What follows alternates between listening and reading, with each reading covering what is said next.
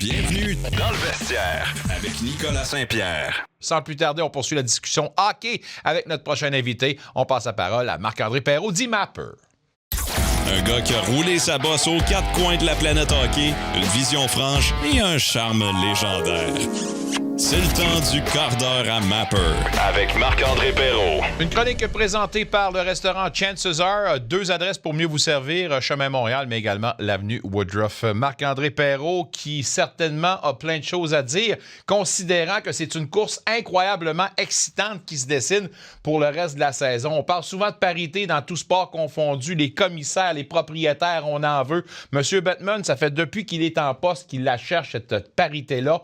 Or, au moment où on se parle, Marc-André Perreault, les 16 équipes de la Conférence de l'Est sont soit en série ou à 5 points seulement de participer aux séries. J'ai le goût de dire que c'est quasiment du jamais vu. Comment tu vois cette course qui s'annonce effrénée jusqu'au photo-finish?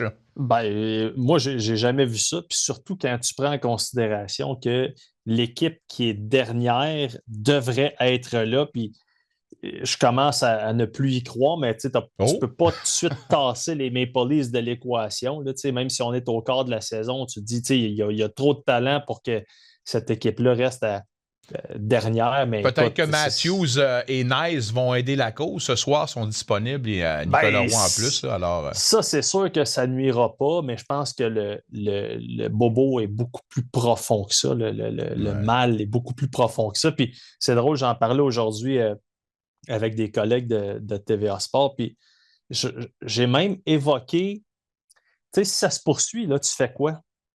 Parce que clairement, la perte de Mitch Marner te fait mal à un degré que tu avais mal évalué.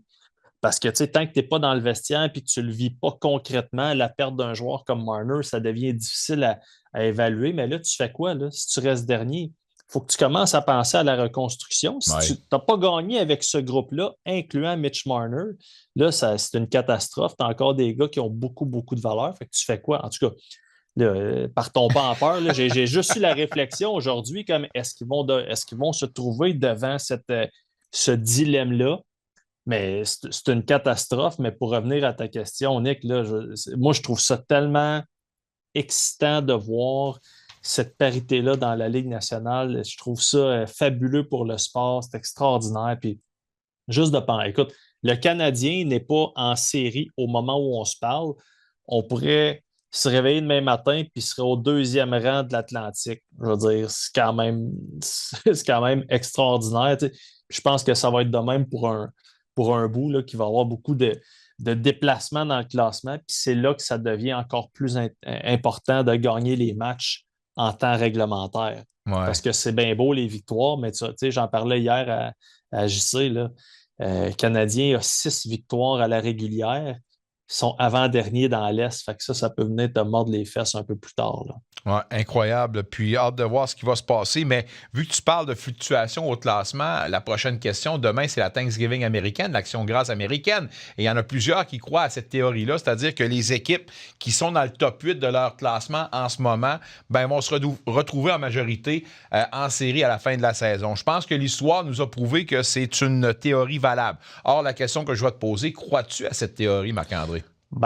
C'est parce que d'un point de vue purement logique, c'est sûr que les équipes qui sont en avance à un certain point de la saison, c'est parce qu'ils sont normalement meilleurs que les équipes en bas. Fait que je pense que c'est juste logique, sauf que moi, je prends ça avec un gros grain de sel parce que pour certaines personnes, il y a une couple d'années, c'était quasiment une certitude ou c'était quasiment absolu. Mais justement, maintenant, avec la parité, puis on l'a vu avec les Blues de Saint-Louis en 2019, qui étaient derniers au classement au début du mois de janvier. L'année passée, avec les Canadiens qui ont flirté avec le dernier rang avant de se classer pour les séries. Les Sénateurs qui sont connus dans la dernière décennie pour avoir pas toujours des solides débuts de saison. Puis finalement, il y a des gros pushs en fin de saison. Fait que moi, cette statistique-là, je trouve ça anecdotique. Là, ça se raconte bien parce que il y a un côté très, très logique là, à ça. Mais je ne prends vraiment pas ça pour du cash. Puis surtout avec ce qu'on voit présentement dans l'Atlantique, là, allez pas parier votre maison là, avec la photo que vous avez présentement en vous fiant à cette statistique-là. Ce ne serait pas un pari intelligent. Ouais, c'est peut-être l'année où on va voir justement que cette donne-là va prendre le champ, comme on dit, parce Ouais, qu'effectivement, avec une course tellement serrée, là, mais parlant de course tellement serrée, il y a, là, je bifurque, mais il y a Sami Blais qui est offert au oui, ballottage en ce moment, un ancien ouais, membre, brièvement, pour les Canadiens de Montréal. J'ai le goût de te poser une ouais. question piège. Pour moi, Sami Blais, qui est gaucher, pourrait certainement aider la cause des sénateurs. On parlait de profondeur, puis avec l'absence de Ouais. Brady, on a eu des petites peurs. Sami Blais, en ce moment, sert-il plus ou servirait-il plus la cause des Canadiens pour toi ou pour les sénateurs? Ben, je pense que ça faudrait y aller du côté des sénateurs, tu sais, puis Ouais, Sami Blais, on lui souhaite tout le bonheur au monde, un super de bon garçon qui a été très important dans la conquête de la Coupe Stanley des Blues en tout à fait. 2019. Mais là, il n'a pas fait sa place avec les Canadiens. Il n'a pas fait sa place avec les Maple Leafs, qui est la dernière équipe dans l'Est. Fait qu'il ne faut pas penser là, que. Tu sais, je ne pense pas qu'il faut rester logique dans notre évaluation de son jeu, mais oui, je pense que ce gars-là peut encore être utile pour une équipe de la Ligue nationale de hockey comme 13e attaquant, comme police d'assurance présentement. Mais je veux dire, c'est ça. Il faut juste être logique dans notre évaluation puis dans nos attentes face à Sami Blais. Est-ce que pour lui, ça va passer peut-être par l'Europe, Hmm. par un autre chemin? Potentiellement. C'est sûr qu'il est encore capable de jouer au hockey. Sauf que c'est ça, quand tu es soumis au balotage par la dernière équipe tu sais, de l'Est, ben, c'est sûr que ça faut que tu te poses des questions. Il n'est pas fini, mais disons que c'est ça. Là. À la croisée des chemins, on va le dire comme ça, à Ouais, savoir s'il va c'est. Et que trouver tu es preneur. intelligent, toi. Ça n'a pas de bon sens, hein? Mon Dieu, c'est la moustache. La moustache qui fait ça. Ouais, ouais, pas mal stud. On a le capitaine Brady Tkachuk qui a confirmé son retour via son podcast Wingman ce Ouais. vendredi. Est-ce qu'on doit dire quand même que pour la plupart, et toi en premier, les sénateurs en ce moment impressionnent? Ah, mon Dieu, 100%.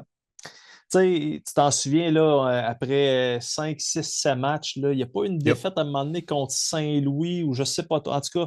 Puis je te parlais, puis je pense que je t'ai même texté, puis ou c'était peut-être contre Buffalo, en tout cas, peu importe. Puis je t'ai dit, oh boy, hein, here we go again. Tu sais, Yeah. Puis pourtant, ils ont réussi à se ressaisir sans le capitaine. Fait que pour moi, je suis très, très impressionné pour des sénateurs. Puis j'espère juste que l'arrivée de Brady Tkachuk va juste redonner un élan puis que cette équipe-là ramasse un bon vent de dos, là, parce que ça serait pleinement mérité. Tu sais, toutes les équipes, y en ont des blessures, puis on s'en remet plus ou moins bien. On le voit avec les Canadiens de Montréal. Tu sais, c'est quand même difficile là, avec les blessures de Goulet, Newhook, Dak. On a de la misère à se garder la tête hors de l'eau. Du côté des sénateurs, on ne s'est pas juste garder la tête hors de l'eau, on va dire on a nagé, puis je trouve ça très impressionnant. Puis j'ai très hâte de voir le beau Brady. Puis en plus de ça, il est dans mon pool. Fait que j'espère qu'il va scorer comme. Mais je trouve ça le fun de voir cette équipe-là qui est tellement. Qui est rendue là. Qui est rendue là, puis qui a prouvé que malgré la perte de son capitaine, peut faire le travail. Fait que ça démontre une profondeur, ça démontre une résilience. Puis c'est tout en l'honneur de l'équipe. Séquence de 3 matchs avant de se rendre à Montréal pour terminer ce voyage-là pour les sénateurs. C'est une séquence de 4 matchs avant de les voir, 3 matchs avant de les voir retrouver Montréal pour affronter les Ouais. sénateurs pour le Canadien. Comment évalues-tu le gros test de ces 3 matchs-là dans l'Ouest pour le Canadien et comment vois-tu le défi que représente ce soir le Mammoth de Utah? Tu sais, dans les dernières années, tu t'en souviens, le fameux cliché, là, c'est difficile d'aller jouer dans l'Ouest, le Yep. décalage, les équipes sont plus grosses, sont meilleures. Je pense pas que ça existe encore. Tu sais, maintenant, on voyage tellement bien, les gars sont, tu sais, tout est calculé, sont traités aux petits oignons. Fait que je pense pas que le facteur Ouest est aussi important qu'il était à l'époque. C'est sûr qu'il y a des bonnes équipes. Tu sais, tu checkes les sénateurs, là, sont quand même, ils ont fait un fichu beau travail à date. Reste les Golden Knights, mais pour revenir aux Canadiens, l'année passée, ils avaient gagné en Utah. Dans les dernières années, il y a des bonnes performances là, contre les Golden Knights notamment. Euh, mais c'est parce que c'est la qualité des équipes aussi. Puis présentement, le Canadien, on est rendu, on est à la recherche de solutions, on essaye des jeunes, on ne les met pas dans des, dans des positions qui sont nécessairement faciles. Puis on Hmm. parlait du classement, ils n'ont pas le choix. Là. tu peux pas glisser. Tu ne peux pas te permettre de glisser plus que ça. Fait que c'est tout un test, mais j'ai quand même confiance. Tu regardes la fiche des Canadiens, je pense qu'ils sont 5-2-2 sur la route. Quand c'est difficile, quand tu es une jeune équipe, tu veux te retrouver en gang, tu veux te retrouver peut-être à l'extérieur un petit peu du prix. Fait que moi, j'ai l'impression que le fait d'être à l'extérieur va juste être bénéfique pour l'équipe. Un gros match ce soir contre Utah, 2 autres avant de retrouver la métropole pour affronter les Sénateurs. Ce sera une belle semaine pour les deux formations. Marc-André Perrault, toujours un plaisir. C'est un privilège de t'avoir avec nous autres. On se dit bon match ce soir. Je repars cette semaine la semaine prochaine. Salut mon chum, salut tout le monde. Salut. Un retour sportif 100% local dans le vestiaire avec Nicolas Saint-Pierre.